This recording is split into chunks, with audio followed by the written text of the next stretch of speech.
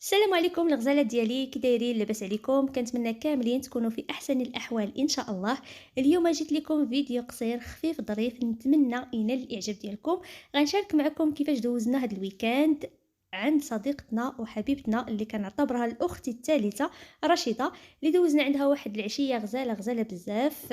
صراحه كنحسوا بحال اللي رحنا في دارنا، يعني ما كنعتبرهاش انا فقط صديقه، انما كنعتبرها اخت كما قلت لكم، بحال الخواتات ديالي او اكثر. فدوزنا واحد النهار صراحه غزال غزال بزاف، كانت غير عشيه ولكن كانت عشيه غزاله غزاله، حسينا براسنا في دارنا. حضرنا معاها، ضحكنا، جلسنا.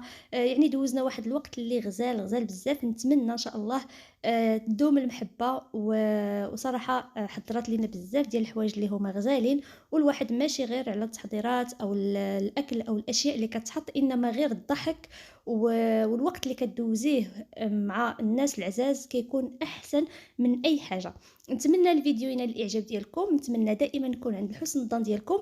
بالنسبه لهذا الفيديو صراحه الاغلبيه ما كنبغيش نحط كل شيء، ولكن ملي كيكون شي عشيه او شي نهار دوزته غزال مع الناس العزاز، كنبغي نحطه في القناه ديالي باش كيبقى لي سوفونير، يعني كيبقى دائما يعني عندي في القناه. نهار اللي كنتفكر داك النهار كنرجع كنشوف هذا الفيديو وكيبقاو ذكريات في القناه ديالي.